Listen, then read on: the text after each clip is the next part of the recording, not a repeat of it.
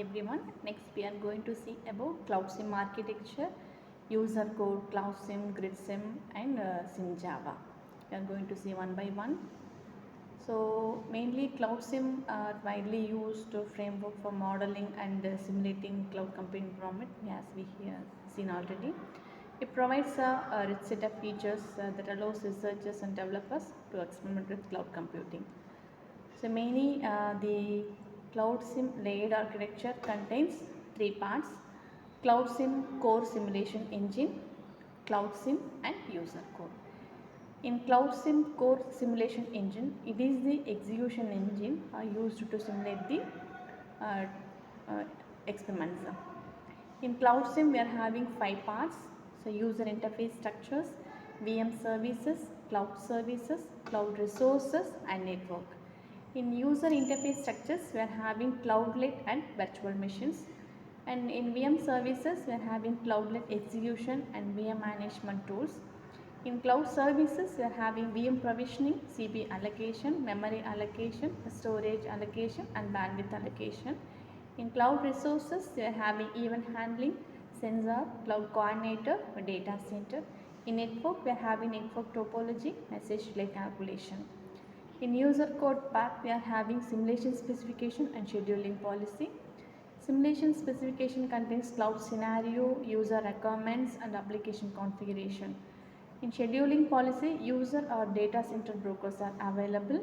So Cloudsim core simulation engine, what is the use of this is, it provides an interface for the management of resources such as VMs and memory and bandwidth of virtualized data centers. Cloudsim layer manages the creation and execution of core entities such as VMs, cloudlets and host. It also handles network-related execution along with the provisioning of resources and the execution and management. So user code is the layer controlled by the user. The development can write the requirements of the hardware specification in this layer according to the scenario.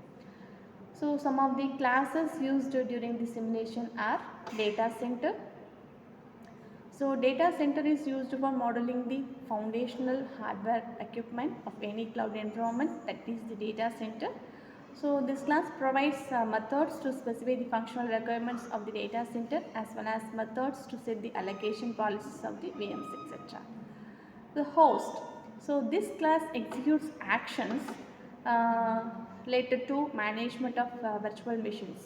It also defines policies for provisioning memory and bandwidth to the virtual machines as well as allocating CPU cores to the virtual machines. So VM.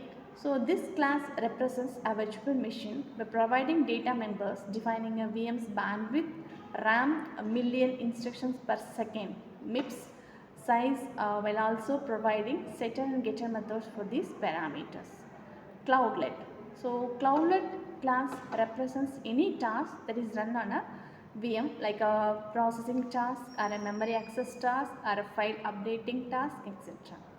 It stores parameters defining the characteristics of a task such as its length, size, MI, and provides methods similarly to VM class, while also providing methods that define a task execution time, status, cost and history.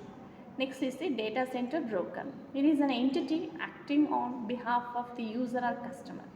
It is responsible for functioning of VMs, including VM creation, management, destruction and submission of cloudlets to the VMs. Cloudsim. So this is the class responsible for initiating and starting the simulation environment after all the necessary cloud entities have been defined and later stopping all after all the entities have been destroyed. So features of Cloudsim. So Cloudsim provides support for simulation and modeling of large-scale virtualized data centers, servers and hosts, energy-aware computational resources, application containers and federated clouds, data center network topologies and message processing applications, user-defined allocation, provisioning policies. Installation. So what are all the prerequisites are used for installing means knowledge of core Java language features such as OO and collections, basis of cloud computing. So Cloudsim also available as a open source.